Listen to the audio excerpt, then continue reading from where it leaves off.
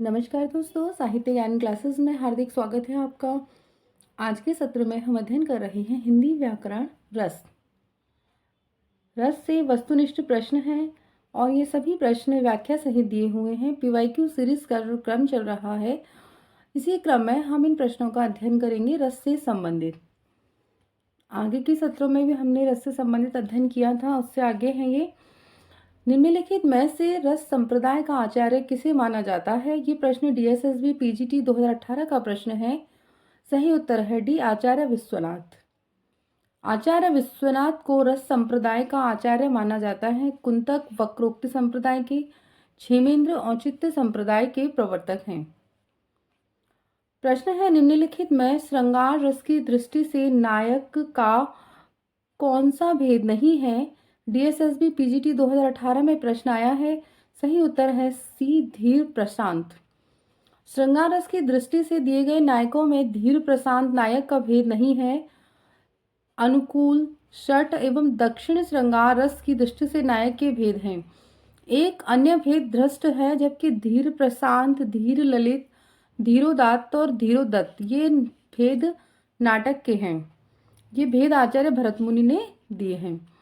अगला प्रश्न है, पंक्ति है, नयनों का नयनों से गोपन प्रिय संभाषण में कौन सा रस है? ये प्रश्न DSSB PGT 2018 का प्रश्न है और सही उत्तर है ए, श्रृंगार रस। नयनों का नयनों से यानी आंखों ही आंखों में, इशारों में बात हो रही है। नयनों का नयनों से गोपन प्रिय संभाषण उक्त पंक्ति में संयोग श्रृंगार रस की निष्पत्ति है। दाम्पत्य प्रधान प्रेम भाव की जागृति श्रृंगार रस है। इसका स्थायी भाव रति है। श्रृंगार रस के दो भेद होते हैं, संयोग श्रृंगार तथा वियोग या विप्लव श्रृंगार। श्रृंगार रस को रसराज की संज्ञा भी प्रदान की गई है। प्रश्न है, निम्न में से कौन सा सुमेलित नहीं है? ये प्रश्न NVS PGT 2019 का प्रश्न है। सही उत्तर है बी, रौद्र उत्साह। रौद्र उत्साह स्थायी भाव सुमेल सही नहीं है। रस एवं उनके स्थायी भाव, श्रृंगार रस का स्थायी भाव रति, हास्य रस का हास, करुण रस का शोक, रौद्र रस का है क्रोध, वीर रस उत्साह, भयानक भय, विभत्स जुगुप्सा, शांत रस निर्वेद, अद्भुत विस्मय, वात्सल्य रस का वत्सलता। अगला प्रश्न है, निम्नलिखित में से कौन सा संचारी भाव नहीं है? NVS PGT 2019 का प्रश्न है। सही उत्तर है सी, रोमांच। रोमांच संचारी भाव नहीं है, बल्कि रोमांच सात्विक अनुभाव का भेद है। इसके 8 भेद हैं, स्तंभ, स्वेद, रोमांच, स्वरभंग, वेपुत, कंपन, वैवर्ण्य, अश्रु एवं प्रलय, चेतन, उन्माद, गर्व, हर्ष संचारी भाव है। संचारी भाव का अर्थ है संचरण करने वाले भाव, जो भाव विशेष रूप से स्थायी भाव की पुष्टि के लिए तत्पर रहते हैं और स्थायी भाव के अंतर्गत आविर्भूत व तिरोहित होते दिखाई देते हैं, वे संचारी भाव कहलाते हैं। ये अनुकूल परिस्थितियों में घटते बढ़ते हैं। इनकी संख्या 33 है। रीतिकालीन कवि देव ने 34वां संचारी भाव छल को माना है। शुक्ल जी ने 35वां संचारी भाव चकपकाहट को माना है। तो शुक्ल जी ने 35वां संचारी भाव कौन सा है? चकपकाहट। परंतु इनकी वास्तविक संख्या है वो 33 ही है, जो भरतमुनि ने मानी है। प्रश्न है, विवाह के भेद हैं। NVS PGT 2019 का प्रश्न है। सही उत्तर है डी, आलम्बन और उद्दीपन। विवाह के भेद आलम्बन और उद्दीपन है। आलम्बन जिसके हृदय में रति भाव प्रकट होता है, उसे आलम्बन कहते हैं। नायक को देखकर नायिका के हृदय में रति का भाव प्रकट हुए, यहाँ नायक आलम्बन है। उद्दीपन नायिका और नायक के प्रेम में सहायता पहुंचाने वाले तत्व उद्दीपन कहलाते हैं। पंक्ति है, तुलसी रघुवीर प्रियाश्रम जान के बैठी विलंब लो कटक काड़े, जानकी नाह को नेह लख्यो पुलकी तनवार विलोचन बाड़े। यहाँ कौन सा रस है? और सही उत्तर है भी, श्रृंगार रस। UP PGT परीक्षा 2016 में प्रश्न आया है। इस पंक्ति में क्या है? श्रृंगार रस है। श्रृंगार रस का स्थायी भाव रति है। जहाँ पर रति स्थायी प्रिय के सहयोग से परिपुष्ट होकर विविध अनुभावों और संचारियों द्वारा प्रकट होता है, वहाँ श्रृंगार रस होता है। करुण रस इस रस में शोक स्थायी भाव परिपुष्ट होकर रसत्व को ग्रहण करता है। जैसे मणि खोए भुजंग सी जननी पटक रही थी शीश, अंधी आज बनाकर मुझको किया न्याय तुमने जगदीश।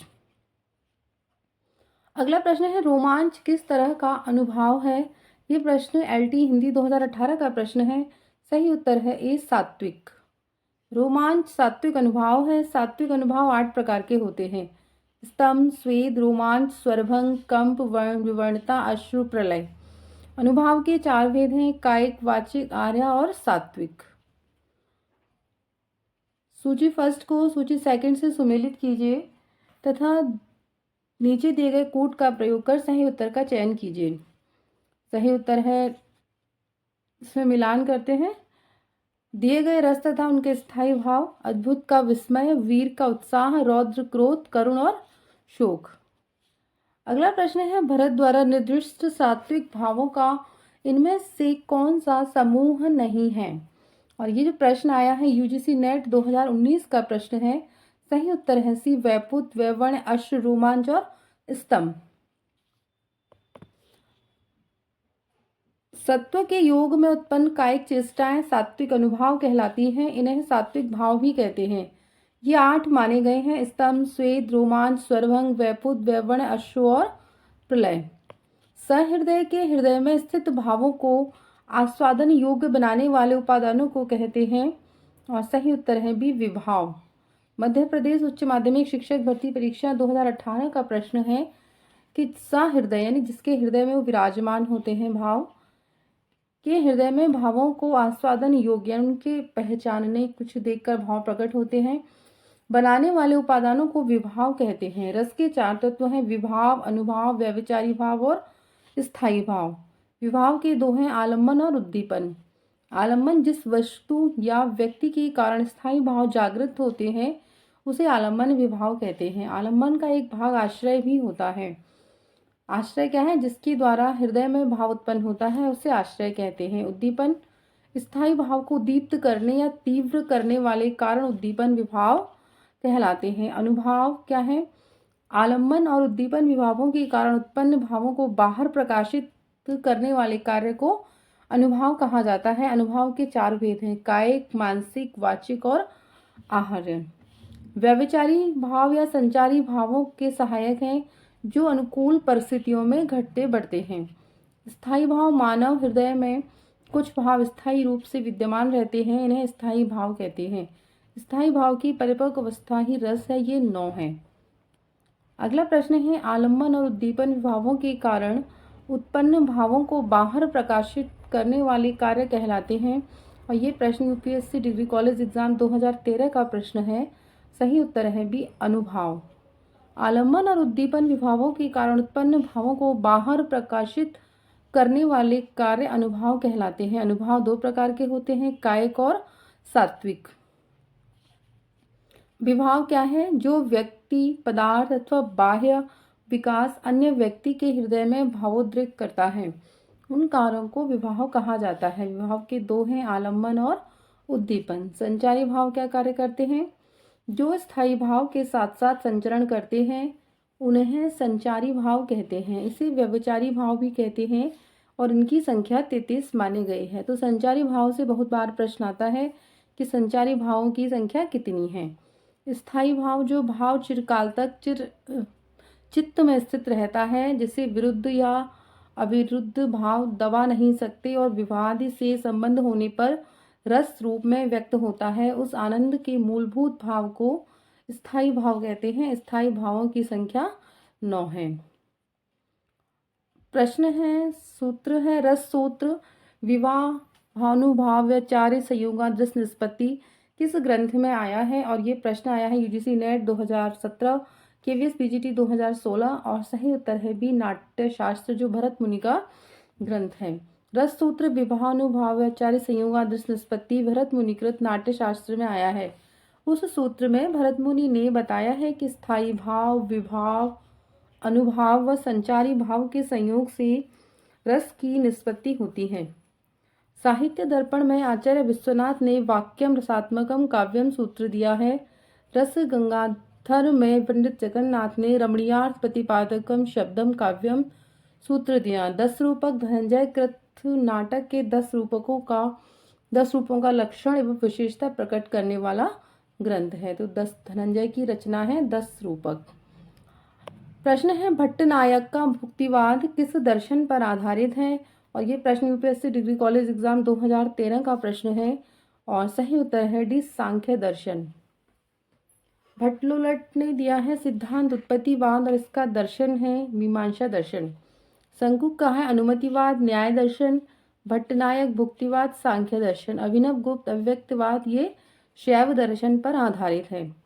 प्रश्न है श्रृंगार रस का स्थायी भाव है और सही उत्तर है बी रति। एमपीएससी स्टैंड प्रोफेसर परीक्षा 2017 केवीएस पीजीटी 2016 में प्रश्न आया है। सभी माधुर्य संयोग वियोग संगत नाम है। संयोग वियोग श्रृंगार रस का क्या है? एक भेद है और श्रृंगार रस का स्थायी भाव रति है। प्रश्न है सहृदय की अवधारणा किस संप्रदाय से संबंध है? और ये प्रश्न केवीएस पीजीटी 2017 का प्रश्न है। सही उत्तर है सी रस।